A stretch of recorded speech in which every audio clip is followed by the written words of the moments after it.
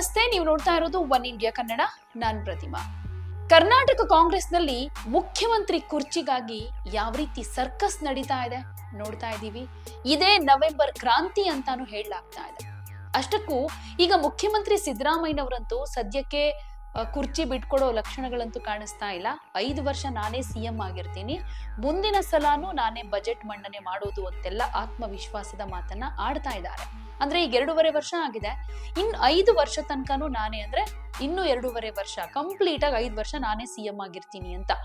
ಆದ್ರೆ ಡಿ.ಕೆ. ಶಿವಕುಮಾರ್ ಅವರಂತೂ ಈ 2.5 ವರ್ಷ ಆದ್ಮೇಲೆ ಪವರ್ ಶೇರಿಂಗ್ ಒಪ್ಪಂದ ಅನ್ನೋದು ಏನಾಗಿದೆ ಅದಾಗೆ ಆಗತ್ತೆ, ನವೆಂಬರ್ 20 ಆದ್ಮೇಲೆ ಸಿಎಂ ಆಗೋದು ಕನ್ಫರ್ಮ್ ಅನ್ನೋ ರೀತಿಯಲ್ಲೇ ಒಂದಷ್ಟು ಆತ್ಮವಿಶ್ವಾಸ ಇಟ್ಕೊಂಡಿದ್ರು. ಆದ್ರೆ ಇಲ್ಲಿ ಇದೊಂದು ಸ್ವಲ್ಪ ವಿಳಂಬ ಆಗೋದಕ್ಕೆ ಅಥವಾ ಈ ಒಂದು ಪ್ಲಾನ್ ಅಥವಾ ಒಂದು ಏನು ವಿಚಾರ ಲೆಕ್ಕಾಚಾರ ಇದೆ ಇದು ಪೋಸ್ಟ್ಪೋನ್ ಆಗೋದಕ್ಕೆ ಕಾರಣ ಬಿಹಾರದ ಎಲೆಕ್ಷನ್ ರಿಸಲ್ಟ್ ಅಂತಾನು ಹೇಳ್ಬಹುದು. ಇನ್ ಕೇಸ್ ಏನಾದ್ರೂ ಕಾಂಗ್ರೆಸ್ ಪರವಾದಂತ ತೀರ್ಪು ಬಂದಿದ್ರೆ ಇಷ್ಟ ಹೊತ್ತಿಗೆ ಸಿದ್ದರಾಮಯ್ಯನವರ ಕುರ್ಚಿ ಖಾಲಿ ಆಗ್ಬೇಕಾಗಿತ್ತು, ಅದು ಡಿ.ಕೆ. ಶಿವಕುಮಾರ್ ಅವರ ಪಾಲಾಗ್ಬೇಕಾಗಿತ್ತು. ಆ ತರ ಆಗ್ತಾ ಇತ್ತು ಅನ್ನೋ ರೀತಿಯಲ್ಲೇ ಒಂದಷ್ಟು ಆಲೋಚನೆಗಳು ಇದ್ವು. ಆದ್ರೆ ಎಲ್ಲವೂ ಉಲ್ಟಂಪಲ್ಟ ಆಯ್ತು. ಬಿಹಾರದ ರಿಸಲ್ಟ್ ಯಾವ ರೀತಿಯಾಗಿ ಬಂತು ನೋಡಿದ್ರಿ. ಅದಾದ್ಮೇಲಂತೂ ಹೈಕಮಾಂಡ್ ಸೈಲೆಂಟ್ ಆಗ್ಬಿಟ್ಟಿದೆ. ಇಂಥ ಪರಿಸ್ಥಿತಿಯಲ್ಲಿ ಕರ್ನಾಟಕ ಕಾಂಗ್ರೆಸ್ನಲ್ಲಿ ಒಂದಷ್ಟು ಬದಲಾವಣೆಗಳನ್ನ ಮಾಡಬೇಕು ಅನ್ನೋ ನಿಟ್ಟಿನಲ್ಲಿ ಏನಾದ್ರೂ ಮುಂದಾದ್ರೆ, ಏನಾದ್ರೂ ಡ್ಯಾಮೇಜ್ ಆಗ್ಬಿಟ್ರೆ ಹೇಗೆ, ಪಕ್ಷಕ್ಕೆ ಏನಾದ್ರೂ ಧಕ್ಕೆ ಆಗ್ಬಿಟ್ರೆ ಹೇಗೆ, ಅದನ್ನ ಸರಿಪಡಿಸೋದು ಹೇಗೆ, ಈ ತರದ ಒಂದಷ್ಟು ಸಮಾಲೋಚನೆಯನ್ನ ಮಾಡ್ತಾನೆ ಇದೆ. ಆದ್ರೆ ಇಲ್ಲಿ ಸಿದ್ದರಾಮಯ್ಯ ಹಾಗೆ ಡಿ.ಕೆ.ಶಿ ಪರ ಬೆಂಬಲಿಗರು ಲಾಬಿ ಮಾಡೋದಕ್ಕೆ ಶುರು ಮಾಡ್ತಾ ಇದ್ದಾರೆ, ಒತ್ತಡವನ್ನ ಹಾಕೋದ್ ಪ್ರಯತ್ನಗಳನ್ನ ಮಾಡ್ತಾ ಇದ್ದಾರೆ. ಹೀಗಾಗಿ ದೆಹಲಿಗೂ ಕೂಡ ಕೆಲವರು ಹೋಗಿದ್ದಾರೆ. ಇಲ್ಲಿ ಡಿ.ಕೆ. ಶಿವಕುಮಾರ್ ಬಣಗಳ ನಡುವೆ ಒಂದ್ ರೀತಿ, ಅಂದ್ರೆ ಸಿಎಂ ಸಿದ್ದರಾಮಯ್ಯ ಬಣ ಹಾಗೆ ಡಿ.ಕೆ. ಶಿವಕುಮಾರ್ ಬಣ, ಇವರಿಬ್ಬರ ಮಧ್ಯೆ ಅಧಿಕಾರ ಹಂಚಿಕೆಗೆ ಸಂಬಂಧಪಟ್ಟ ಹಾಗೆ ತುಂಬಾ ದೊಡ್ಡ ಮಟ್ಟದಲ್ಲೇ ಚರ್ಚೆಗಳಾಗ್ತಾ ಇದೆ. ದೆಹಲಿಯಲ್ಲಿ ಡಿ.ಕೆ. ಶಿವಕುಮಾರ್ ಆಪ್ತ ಶಾಸಕರ ತಂಡ ಎಐಸಿಸಿ ಅಧ್ಯಕ್ಷ ಮಲ್ಲಿಕಾರ್ಜುನ ಖರ್ಗೆ ಅವರನ್ನ ಭೇಟಿ ಮಾಡಿ ಮಾತುಕತೆಯನ್ನ ನಡೆಸಿದ್ರೆ, ಬೆಂಗಳೂರಿನಲ್ಲಿ ಮುಖ್ಯಮಂತ್ರಿಯ ಆಪ್ತ ಸಚಿವರೆಲ್ಲ, ಶಾಸಕರೆಲ್ಲ ಸೇರ್ಕೊಂಡು, ಅಂದ್ರೆ ಈ ಸತೀಶ್ ಜಾರಕಿಹೊಳಿ ಆಗಿರ್ಬೋದು, ಪರಮೇಶ್ವರ್ ಅವರು, ರಾಜಣ್ಣ, ಇವರೆಲ್ಲ ಸೇರ್ಕೊಂಡು ಡಿನ್ನರ್ ಮೀಟಿಂಗ್ ಅನ್ನ ಮಾಡಿದ್ದಾರೆ. ಸೊ ಕರ್ನಾಟಕ ರಾಜಕಾರಣದಲ್ಲಿ ಅತಿ ದೊಡ್ಡ ಚರ್ಚೆ ಯಾವ್ದಾಗ್ತಾ ಇದೆ ಅಂದ್ರೆ, ರಾಜ್ಯದಲ್ಲಿ ಇಷ್ಟೊಂದು ಸಮಸ್ಯೆಗಳಿದೆ, ಕ್ಷೇತ್ರದಲ್ಲಿ ಅನುದಾನ ಇಲ್ಲ ಅಂತ ಶಾಸಕರು ಆರೋಪವನ್ನ ಮಾಡ್ತಾ ಇದ್ದಾರೆ, ಸರ್ಕಾರ ರಿಲೀಸ್ ಮಾಡಿಲ್ಲ, ಅನುದಾನದ ಕೊರತೆ ಇದೆ ಅಂತ. ಎಷ್ಟೊಂದು ಸಮಸ್ಯೆಗಳ ಮಧ್ಯೆ ಮಾತ್ರ ಇಲ್ಲಿ ಹೆಚ್ಚು ಸುದ್ದಿ ಮಾಡ್ತಾ ಇರೋದು, ಸದ್ದು ಮಾಡ್ತಾ ಇರೋದು ಇಲ್ಲಿ ಸಿಎಂ ಕುರ್ಚಿಯ ವಿಚಾರ, ಅದರಲ್ಲೂ ಡಿ.ಕೆ. ವರ್ಸಸ್ ಸಿದ್ದು ಬಣ ಅಂತ. ಇಲ್ಲಿ ಸಿಎಂ ಪದವಿಗೆ ಉಪಮುಖ್ಯಮಂತ್ರಿ ಡಿ.ಕೆ. ಶಿವಕುಮಾರ್ ಅವರ ಬಳಿ ಕಾಂಗ್ರೆಸ್ ಶಾಸಕಾಂಗ ಪಕ್ಷದಲ್ಲಿ ಒಂದು 52 ಶಾಸಕರ ಬೆಂಬಲ ಇದೆ ಅನ್ನೋ ಮಾಹಿತಿ ಸಿಗ್ತಾ ಇದೆ. ಇಲ್ಲಿ ಒಂದು ವಿಷಯ ನಿಮಗೆ ನೆನಪಾಗಬಹುದು, ಈ ಹಿಂದೆ ಸಿದ್ದರಾಮಯ್ಯನವರೇ ಒಂದು ಹೇಳಿಕೆಯನ್ನ ಕೊಟ್ಟಿದ್ರು. ಅಂದ್ರೆ ಶಾಸಕರ ಬೆಂಬಲ ಅಂತ ಬಂದಾಗ ಡಿ.ಕೆ. ಶಿವಕುಮಾರ್ಗೆ ಒಂದು 10 ಜನ ಶಾಸಕರ ಬೆಂಬಲ ಸಿಗಬಹುದಷ್ಟೇ, ಹೆಚ್ಚು ಶಾಸಕರ ಬೆಂಬಲ ನನಗೇ ಇದೆ ಅಂತ ಹೇಳಿದ್ರು. ಹಾಗೆ ಕರ್ನಾಟಕದಲ್ಲಿ 5 ವರ್ಷ ನಾನೇ ಮುಖ್ಯಮಂತ್ರಿಯಾಗಿರ್ತೀನಿ ಅಂತ ದೆಹಲಿಗೆ ಹೋದ ಸಂದರ್ಭದಲ್ಲೇ ಹೈಕಮಾಂಡ್ ಅಂಗಳದಲ್ಲೇ ನಿಂತು ಘಂಟಾಘೋಷವಾಗಿ ಈ ರೀತಿ ಹೇಳಿಕೆಯನ್ನ ಕೊಟ್ಟಿದ್ರು. ಅದಾದ್ಮೇಲೆ ಸಿದ್ದರಾಮಯ್ಯನವರ ಆತ್ಮವಿಶ್ವಾಸ ಇಷ್ಟ್ರ ಮಟ್ಟಿಗಿದೆ ಅಂದ್ರೆ 5 ವರ್ಷ ಇವರೇ ಕಂಪ್ಲೀಟ್ ಮಾಡ್ತಾರೇನೋ ಅನ್ನೋ ರೀತಿಯಲ್ಲಿ ಇತ್ತು. ಆದ್ರೆ ಈಗ ಪರಿಸ್ಥಿತಿ ಹಾಗಿಲ್ಲ.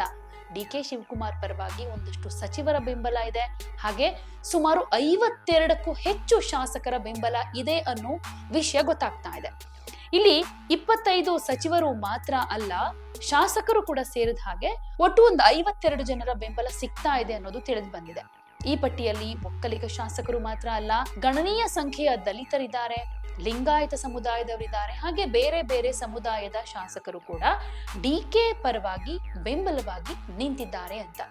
25 ಶಾಸಕರು ಈಗಾಗಲೇ ದೆಹಲಿ ಪರೇಡ್ ನಲ್ಲಿ ಡಿ.ಕೆ.ಶಿ ಜೊತೆಗಿದ್ರೆ ಫೋಟೋಗಳಲ್ಲೂ ಕೂಡ ಕಾಣಿಸ್ಕೊಳ್ತಾ ಇದ್ದಾರೆ, ಇನ್ನು ಮೀಟಿಂಗ್ ಗಳಲ್ಲೂ ಕೂಡ ಭಾಗಿಯಾಗ್ತಾ ಇದ್ದಾರೆ. ಉಳಿದ ಶಾಸಕರು ಸಂಪೂರ್ಣವಾಗಿ ಗುಪ್ತವಾಗೇನೆ ಡಿ.ಕೆ. ಶಿವಕುಮಾರ್ ಅವರ ಪರವಾಗಿದ್ದಾರೆ. ಇವರು ಸಿದ್ದರಾಮಯ್ಯ ಬಣದಲ್ಲಿ ಕಾಣಿಸ್ಕೊಂಡ್ರು ಕೂಡ ಒಳಗೊಳಗೇನೆ ಡಿ.ಕೆ.ಶಿ ಪರವಾಗಿ ಇವರು ನಿಂತಿದ್ದಾರೆ ಅಂತ. ಅಂದ್ರೆ ಫೋನ್ ಮುಖಾಂತರವಾಗಿ ಇಂಡೈರೆಕ್ಟ್ ಆಗಿ ನಮ್ಮ ವೋಟ್ ನಿಮಗೆ ಅಂತಾನೆ ಕೆಲವರು ಭೇಟಿ ಮಾಡಿ ಕೂಡ ಹೇಳ್ತಿದ್ದಾರೆ, ಇನ್ ಕೆಲವರು ಆ ಸಂದೇಶವನ್ನ ಅವರಿಗೆ ತಲುಪಿಸ್ತಾ ಇದ್ದಾರೆ ಡಿ.ಕೆ. ಶಿವಕುಮಾರ್ ಅವರಿಗೆ. ಸೊ ದೆಹಲಿ ಪರೇಡ್ ನಲ್ಲಿ 3 ತಂಡಗಳ ರಹಸ್ಯ ಕಾರ್ಯಾಚರಣೆ ಯಾವ ರೀತಿಯಾಗಿದೆ ಅಂದ್ರೆ, ಫಸ್ಟ್ ಟೀಮ್ ನಲ್ಲಿ ಈಗಾಗಲೇ ದೆಹಲಿಗೆ ಹೋಗಿದ್ದಾರೆ ಕೆಲವರು ಶಾಸಕರು, ಪರಮೇಶ್ವರ್, ಜಮೀರ್ ಅಹಮದ್, ಪ್ರಿಯಾಂಕ್ ಖರ್ಗೆ, ಕೆ.ಎಚ್. ಮುನಿಯಪ್ಪ ಇದರಲ್ಲಿ ಪ್ರಮುಖರು ಅಂತ ಹೇಳ್ಬೋದು. ಇನ್ನು 2ನೇ ಟೀಮ್ ನಲ್ಲಿ ಅಂದ್ರೆ ಆ ಇವತ್ತು ದೆಹಲಿಗೆ ಹೋಗುವಂತಹ ತಂಡ ಅಂತ ಅಂದ್ರೆ ಒಂದು 12ರಿಂದ 14 ಶಾಸಕರು ಅಂತ ಹೇಳಲಾಗ್ತಾ ಇದೆ. ಇದರಲ್ಲಿ ದಲಿತ ಶಾಸಕರಿದ್ರೆ, ಉತ್ತರ ಕರ್ನಾಟಕ ಭಾಗದ ಕೆಲವು ಶಾಸಕರು ಕೂಡ ಇವೆ. ಇನ್ನು 3ನೇ ಟೀಮ್ ಅಂತ ಬಂದಾಗ ಮೀಟಿಂಗ್ಗೆ ಇವರು ಭಾಗಿಯಾಗ್ತಾ ಇಲ್ಲ ಅಂದ್ರೂ DK ಶಿವಕುಮಾರ್ ಅವರಿಗೆ 10ರಿಂದ 12 ಶಾಸಕರು 100% ಭರವಸೆಯನ್ನ ಕೊಡ್ತಾ ಇದ್ದಾರೆ. ಅಂದ್ರೆ ನೆಕ್ಸ್ಟ್ ಸಿಎಂ ಆಗೋದು ನೀವೇನೆ, ನಮ್ಮ ಸಪೋರ್ಟ್ ನಿಮಗೆ ಅಂತ. ಇನ್ನು ಹಸ್ತಾಂತರದ ಒಪ್ಪಂದ ಖಚಿತ ಅನ್ನೋ ನಂಬಿಕೆನೆ ಇಲ್ಲಿ ದೊಡ್ಡ ತಿರುವಿಗೆ ಕಾರಣ ಅಂತ ಹೇಳ್ಬೋದು. ಹೈಕಮಾಂಡ್ ನಿಂದ ಸಿಎಂ ಹುದ್ದೆ ಹಸ್ತಾಂತರದ ಬಗ್ಗೆ DK ಶಿವಕುಮಾರ್ ಅವರಿಗೆ ಭರವಸೆಯಂತೂ ಸಿಕ್ಕಿದೆ ಅನ್ನೋ ಮಾತು ಬಲವಾಗಿ ಕೇಳಿ ಬರ್ತಾ ಇದೆ. ಸೊ ಈ ಒಂದು ಕಾನ್ಫಿಡೆನ್ಸ್ ಏನೆ ಒಕ್ಕಲಿಗರಲ್ಲದೆ ದಲಿತ, ಎಡಗೈ ಸಮುದಾಯ, ಕುರುಬರು, ಲಿಂಗಾಯತ ಸಮುದಾಯದ ಬೇರೆ ಬೇರೆ ಸಮುದಾಯದ ಶಾಸಕರ ಬೆಂಬಲ ಕೂಡ DK ಕಡೆಗಿದೆ. ಇನ್ನು ಕಾಂಗ್ರೆಸ್ ನಲ್ಲಿ ಒಂದ್ ರೀತಿ ಮ್ಯಾಜಿಕ್ ಸಂಖ್ಯೆ ಅಂತ ಬಂದಾಗ 68 ಅಂತ. ಈಗಾಗಲೇ DK ಪರವಾಗಿ 52 ಶಾಸಕರ ಬೆಂಬಲ DK ಶಿವಕುಮಾರ್ ಬಳಿ ಪಕ್ಕಾ ಇದ್ರೆ, ಉಳಿದ ಒಂದು 16-17 ವೋಟ್ ತರೋದಕ್ಕೆ DK ಶಿವಕುಮಾರ್ಗೆ ಅಷ್ಟೊಂದು ಕಷ್ಟ ಆಗೋದಿಲ್ಲ. ಸಿದ್ದರಾಮಯ್ಯನವರ ಬಣದಲ್ಲಿ ಈಗ ಒಂದ್ ರೀತಿ ಭಯದ ವಾತಾವರಣ ಶುರುವಾಗ್ಬಿಟ್ಟಿದೆ. ಯಾಕಂದ್ರೆ ನಮ್ಮವರೇ ನಮ್ಮನ್ನ ಮೋಸ ಮಾಡ್ತಾರಾ ಅನ್ನೋ ಆತಂಕ ಅವ್ರಿಗೆ ಆವರಿಸ್ಕೊಂಡಿದೆ. DK ಶಿವಕುಮಾರ್ ಅವರಿಗೆ ಯಾರ್ಯಾರು ಸಪೋರ್ಟ್ ಮಾಡ್ತಾ ಇದ್ದಾರೆ ಅಂತಹ 50ಕ್ಕೂ ಹೆಚ್ಚು ಶಾಸಕರ ಪಟ್ಟಿಯನ್ನ ಈಗಾಗಲೇ ಹೈಕಮಾಂಡ್ಗೆ ತಲುಪಿಸಿ ಆಗಿದೆ. ಇದು ಕರ್ನಾಟಕ ರಾಜಕಾರಣದ ದಿಕ್ಕನ್ನೇ ಚೇಂಜ್ ಮಾಡುತ್ತಾ ಅನ್ನೋದನ್ನ ಒಂದ್ ಕಡೆ ಕಾದು ನೋಡ್ಬೇಕು. ಈ ಹಿಂದೆ ಒಂದ್ ಮಾತು ಹೇಳಿದ್ರು, ಯಾರು? ಇಕ್ಬಾಲ್ ಹುಸೇನ್ ಅವರು, ರಾಮನಗರ ಶಾಸಕ. ಸುಮಾರು 100 ಶಾಸಕರು ಸಿಎಂ ಬದಲಾವಣೆಯ ಪರವಾಗೇನೆ ಇರೋದ್ರಿಂದ ಆ ಕ್ಷಣಕ್ಕಾಗಿ ಶಾಸಕರು ಕೂಡ ಕಾಯ್ತಾ ಇದ್ದಾರೆ ಅಂತ ಹೇಳಿದ್ರು. ಉತ್ತಮ ಆಡಳಿತವನ್ನ ಬಯಸ್ತಾ ಇದ್ದಾರೆ. DK ಶಿವಕುಮಾರ್ ಮುಂದಿನ ಸಿಎಂ ಆಗಬೇಕು ಅನ್ನೋದು ಅವರ ಅಪೇಕ್ಷೆ ಆಗಿದೆ. ಹಾಗಾಗಿ ಅವರ ಪರವಾಗಿ ನಿಲ್ಲೋದಕ್ಕೆ ರೆಡಿ ಆಗಿದ್ದಾರೆ ಅನ್ನೋ ಮಾತನ್ನ ಹೇಳ್ಕೊಂಡಿದ್ರು. ಹಾಗಾದ್ರೆ DK ಶಿವಕುಮಾರ್ ಅವರ ಪರವಾಗಿ ಸದ್ಯಕ್ಕೆ ಯಾವ್ಯಾವ ಶಾಸಕರ ಬೆಂಬಲ ಇದೆ, ಯಾರ್ಯಾರು ಆ ಲಿಸ್ಟ್ ನಲ್ಲಿ ಇದ್ದಾರೆ ಅನ್ನೋದನ್ನ ನೋಡೋದಾದ್ರೆ, ಇಲ್ಲಿ ರಾಮಲಿಂಗ ರೆಡ್ಡಿ ಅವರ ಸಪೋರ್ಟ್ DK ಶಿವಕುಮಾರ್ಗಿದೆ ಅಂತ ಹೇಳಲಾಗ್ತಾ ಇದೆ. ಜೊತೆಗೆ KJ ಜಾರ್ಜ್ ಇಲ್ಲಿ ತಟಸ್ಥರಾಗಿ ಕಾಣಿಸ್ಕೊಳ್ತಾರೆ. 50-50 ಅಂತ ಹೇಳ್ಬೋದು. ಇನ್ನು ಶಾಂತಿನಗರದ ಶಾಸಕ NA ಹ್ಯಾರಿಸ್, ನೆಲಮಂಗಲದ ಶ್ರೀನಿವಾಸ್, ಗೋವಿಂದರಾಜನಗರದ ಪ್ರಿಯಾ ಕೃಷ್ಣ, ವಿಜಯನಗರದ ಲೇಔಟ್ ಕೃಷ್ಣಪ್ಪ, ದೇವನಹಳ್ಳಿಯ KH ಮುನಿಯಪ್ಪ, ರಾಮನಗರದ MLA ಇಕ್ಬಾಲ್ ಹುಸೇನ್, ಮಾಗಡಿಯ ಬಾಲಕೃಷ್ಣ, ಕುಣಿಗಲ್ನ ರಂಗನಾಥ್, ಚನ್ನಪಟ್ಟಣ ಶಾಸಕ CP ಯೋಗೀಶ್ವರ್, ಮದ್ದೂರಿನ ಉದಯ್ ಗೌಡ, ಮಂಡ್ಯ ಶಾಸಕ ಗಣಿಗಾರವಿ, ಶ್ರೀರಂಗಪಟ್ಟಣದ ರಮೇಶ್ ಬಂಡಿ ಸಿದ್ದೇಗೌಡ, ಮಳವಳ್ಳಿ ಶಾಸಕ ನರೇಂದ್ರ ಸ್ವಾಮಿ, ಇನ್ನು ಚಲವರಾಯ ಸ್ವಾಮಿಯ ಸಪೋರ್ಟ್ ಕೂಡ ಎಷ್ಟು ಮಟ್ಟಿಗಿದೆ ಅನ್ನೋದನ್ನ ನಾವು ನೋಡ್ತಾ ಇದೀವಿ ಈಗಾಗಲೇ. ಶಿವಾನಂದ ಪಾಟೀಲ್ ಕೂಡ, ಇಲ್ಲಿ ಶಿವಾನಂದ ಪಾಟೀಲ್ ಹಾಗೆ ಚಲವರಾಯ ಸ್ವಾಮಿ ಇವರಿಬ್ರು ಕೂಡ ದೆಹಲಿಗೆ ಹೋಗಿದ್ದಕ್ಕೆ ಒಂದು ಆಶ್ಚರ್ಯ ಕೂಡ ಕಾರಣ ಆಗ್ತಾ ಇತ್ತು ಇದು. ಯಾಕಂದ್ರೆ ಶಿವಾನಂದ ಪಾಟೀಲ್ ಒಂದ್ ರೀತಿ ಯಾರ ಬಣ ಅಂತಾನು ಗುರುತಿಸ್ಕೊಂಡಿರ್ಲಿಲ್ಲ. ಬಟ್ ದೆಹಲಿಗೆ ಹೋಗಿದ್ದಾರೆ ಅಂತ ಅಂದ್ರೆ ಇದು ಅವರ ಇಲಾಖೆಯ ಕೆಲ್ಸಕ್ಕ ಅಥವಾ ಏನಾದ್ರೂ DK ಪರವಾಗಿ ಲಾಬಿ ಮಾಡೋದಕ್ಕ ಗೊತ್ತಿಲ್ಲ. ಬಟ್ ಅವರ ಹೆಸರು ಕೂಡ ಲಿಸ್ಟ್ ನಲ್ಲಿ ಇದೆ. ಇನ್ನು ಮೈಸೂರಿನ ತನ್ವೀರ್ ಸೇಠ್, ಮಡಿಕೇರಿಯ ಶಾಸಕ ಮಂಥರ್ಗೌಡ, ವಿರಾಜಪೇಟೆ ಶಾಸಕ ಪೊನ್ನಣ್ಣ, ಚಿಕ್ಕಬಳ್ಳಾಪುರದ ಪ್ರದೀಪ್ ಈಶ್ವರ್, ಇಲ್ಲಿ ಇವರು ಕೂಡ 50-50. ಇವರು ಸಿದ್ದರಾಮಯ್ಯನವರ ಪರವಾಗಿ ಕೂಡ ಇದ್ದಾರೆ, DK ಪರವಾಗಿ ಕೂಡ ಇದ್ದಾರೆ. ಇನ್ ಕೇಸ್ DK ಪರವಾಗಿ ಹೆಚ್ಚು ಶಾಸಕರು ಆ ನಂಬರ್ ಗೇಮ್ ಅನ್ನೋದು ಏನಿದೆ ಅದು ಕಾಣಿಸ್ಕೊಂಡ್ರೆ ಅಫ್ಕೋರ್ಸ್ ಇವರು DK ಪರವಾಗಿ ನಿಲ್ಬಹುದು. ಇನ್ನು ಬಾಗೇಪಲ್ಲಿಯ ಸುಬ್ಬಾರೆಡ್ಡಿ, ಮಾಲೂರಿನ ನಂಜೇಗೌಡ, ಚಿಂತಾಮಣಿಯ MC ಸುಧಾಕರ್, ತುಮಕೂರಿನ ಗುಬ್ಬಿ ಶ್ರೀನಿವಾಸ್, ಅರಸೀಕೆರೆಯ ಶಿವಲಿಂಗೇಗೌಡ, ಸೊರಬದ ಮಧು ಬಂಗಾರಪ್ಪ, ಸಾಗರದ ಬೇಳೂರು ಗೋಪಾಲಕೃಷ್ಣ, ಕುಡುಚಿಯ ಮಹೇಂದ್ರ ತಮ್ಮಣ್ಣನವರ್, ಹೊಸಕೋಟೆ ಶಾಸಕ ಶರತ್ ಬಚ್ಚೇಗೌಡ, ಭದ್ರಾವತಿಯ ಸಂಗಮೇಶ್, ದಾವಣಗೆರೆಯ SS ಮಲ್ಲಿಕಾರ್ಜುನ, ಚನ್ನಗಿರಿ ಶಾಸಕ ಶಿವಗಂಗಾ ಬಸವರಾಜ್, ಕಾರವಾರದ ಸತೀಶ್ ಸೈಲ್, ಹಳಿಯಾಳದ RV ದೇಶಪಾಂಡೆ, ಬೆಳಗಾವಿಯ ಲಕ್ಷ್ಮೀ ಹೆಬ್ಬಾಳ್ಕರ್, ಬೈಲಹೊಂಗಲದ ಮಹಂತೇಶ್ ಕೌಜಲಗಿ, ಇನ್ನು ಬಳ್ಳಾರಿಯಲ್ಲಿ ಕೂಡ್ಲಿಗಿ ಕ್ಷೇತ್ರದ ಶಾಸಕ ನಾಗೇಂದ್ರ, ಕಂಪ್ಲಿಯ ಗಣೇಶ್, ವಿಜಯನಗರದ ಗವಿಯಪ್ಪ, ಚಿಕ್ಕಮಗಳೂರಿನ ಶಾಸಕ ತಮ್ಮಣ್ಣ, ಶೃಂಗೇರಿಯ ರಾಜೇಗೌಡ, ಚಿತ್ರದುರ್ಗದ ವೀರೇಂದ್ರ ಪಪ್ಪಿ, ಚಳ್ಳಕೆರೆಯ ರಘುಮೂರ್ತಿ, ಮೊಳಕಾಲ್ಮೂರ್ನಿಂದ NY ಗೋಪಾಲಕೃಷ್ಣ, ಹಿರಿಯೂರ್ನಿಂದ ಸುಧಾಕರ್, KGFನ ಶಾಸಕಿ ರೂಪಾ ಶಶಿಧರ್, ಮೂಡಿಗೆರೆಯ ಶಾಸಕಿ ನಯನಾ ಮೋಟಮ್ಮ,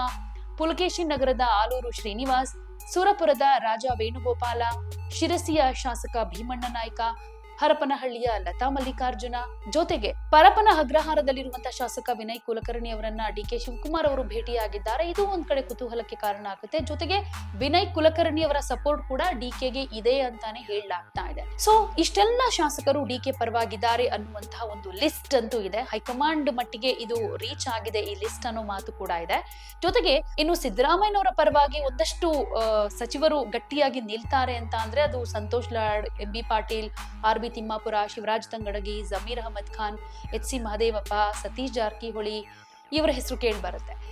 ಇನ್ನು ಅಂದ್ರೆ ಸಚಿವರ ಪೈಕಿಯಲ್ಲಿ ಇನ್ ಕೆಲವು ಸಚಿವರು ಒಂದ್ ರೀತಿ ತಟಸ್ಥರಾಗಿ ಗುರುತಿಸ್ಕೊಳ್ತಾರೆ. ಈಶ್ವರ್ ಖಂಡ್ರೆ ಆಗಿರ್ಬೋದು, ದಿನೇಶ್ ಗುಂಡೂರಾವ್ ಆಗಿರ್ಬೋದು, KJ. George, Sharan Prakash Patil, HK. Patil, ಹಾಗೆ ಕೃಷ್ಣ ಬೈರೇಗೌಡ ಅಂತ ಬಂದಾಗ ಇವರೆಲ್ಲರೂ ಹೈಕಮಾಂಡ್ ಏನ್ ಹೇಳುತ್ತೆ ಆ ರೀತಿ ನಡೆದುಕೊಳ್ತೀವಿ ಅನ್ನೋ ನಿಲುವಿಗೆ ಬರುವಂತವ್ರು. 50ಕ್ಕೂ ಹೆಚ್ಚು ಶಾಸಕರ ಬೆಂಬಲ ಡಿ.ಕೆ. ಶಿವಕುಮಾರ್ ಅವ್ರಿಗೆ ಇದೆ ಅನ್ನೋದಾದ್ರೆ ಅವರಿಗೇನೆ ಸಿಎಂ ಪಟ್ಟವನ್ನ ಕೊಡಬೇಕು ಅನ್ನೋ ನಿಟ್ಟಿನಲ್ಲಿ ಒಂದಷ್ಟು ಲಾಬಿಗಳನ್ನ ಮಾಡ್ತಾ ಇದ್ದಾರೆ. ಹೈಕಮಾಂಡ್ಗೆ ಒತ್ತಡವನ್ನು ಕೂಡ ಹಾಕ್ತಾ ಇದ್ದಾರೆ.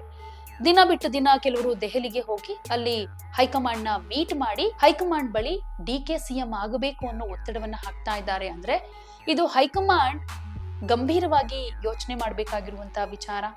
ಪವರ್ ಶೇರಿಂಗ್ ಜೊತೆಗೆ 2.5 ವರ್ಷ ಆಗಿದೆ ಸಿದ್ದರಾಮಯ್ಯನವರು, ಇನ್ನು ಮಿಕ್ಕ 2.5 ವರ್ಷವನ್ನ ಡಿ.ಕೆ. ಶಿವಕುಮಾರ್ ಅವ್ರಿಗೆ ಕೊಡಬೇಕು ಅನ್ನುವಂತ ನಿಟ್ಟಿನಲ್ಲಿ ಏನೇನ್ ಪ್ರೆಷರ್ ಹಾಕ್ತಾ ಇದ್ದಾರೆ, ಇದೆಲ್ಲವನ್ನ ಹೈಕಮಾಂಡ್ ಯಾವ ರೀತಿ ಪರಿಗಣಿಸುತ್ತೆ ಅನ್ನೋದು ಕೂಡ ಒಂದಷ್ಟು ಕುತೂಹಲಕ್ಕೆ ಕಾರಣ.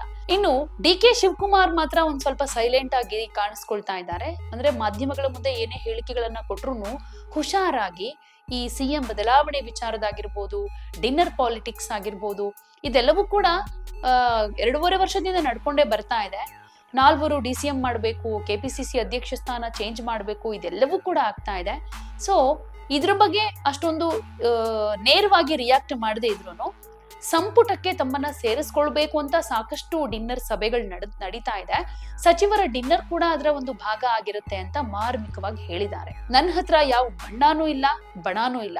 ನಾನು 140 ಶಾಸಕರಿಗೆ ಅಧ್ಯಕ್ಷ. ನನ್ಗೆ 140 ಜನನೂ ಕೂಡ ಅಷ್ಟೇ ಮುಖ್ಯ. ನಾನು ಯಾವ ಗುಂಪನ್ನು ಕೂಡ ಕರೆದುಕೊಂಡು ಹೋಗೋದಕ್ಕೆ ಇಷ್ಟ ಇಲ್ಲ. ಬಣ ರಾಜಕೀಯ ಅನ್ನೋದು ನನ್ನ ರಕ್ತದಲ್ಲೇ ಇಲ್ಲ ಅಂತ ಹೇಳಿದ್ದಾರೆ. ಇನ್ನು ಸಿದ್ದರಾಮಯ್ಯನವರಿಗೆ ಶುಭಾಶಯ ಹೇಳ್ತೀನಿ, ಅವರಿಗೆ ಎಲ್ಲ ಒಳ್ಳೇದಾಗ್ಲಿ ಅಂತ ಹಾರೈಸಿದ್ದಾರೆ. ಈ ಮೂಲಕ ಇನ್ನು 5 ವರ್ಷ ನಾನೇ ಸಿಎಂ ಆಗಿ ಮುಂದುವರಿತೀನಿ ಅಂತ ಏನು ಸಿದ್ದರಾಮಯ್ಯನವರು ಹೇಳಿಕೆ ಕೊಟ್ಟಿದ್ರಲ್ಲ, ಇದಕ್ಕೆ ಪರೋಕ್ಷವಾಗಿ ಟಾಂಟ್ ಕೊಟ್ಟಿದ್ದಾರೆ. ಸೊ ಈ ಡೆವಲಪ್ಮೆಂಟ್ ಏನೇನಾಗ್ತಾ ಇದೆ ಇದೆಲ್ಲದ್ರ ಬಗ್ಗೆ ಮಾರ್ಮಿಕವಾಗಿ ಉತ್ತರವನ್ನ ಕೊಡ್ತಾ ಇದ್ದಾರೆ. ಅಂದ್ರೆ ಡಿ.ಕೆ. ಶಿವಕುಮಾರ್ ಅಂದ್ರೆ ಯಾವಾಗ್ಲೂ ಏನು ಮುಲಾಜೆ ನೋಡೋದಿಲ್ಲ, ನೇರವಾಗಿ ಹೇಳ್ತಾರೆ ಅನ್ನೋ ನಿಟ್ಟಿನಲ್ಲಿ ಕಾಣಿಸ್ಕೊಂಡ್ರು. ಅವರ ಮ್ಯಾನರಿಸಮೇ ಅಂತದ್ದು.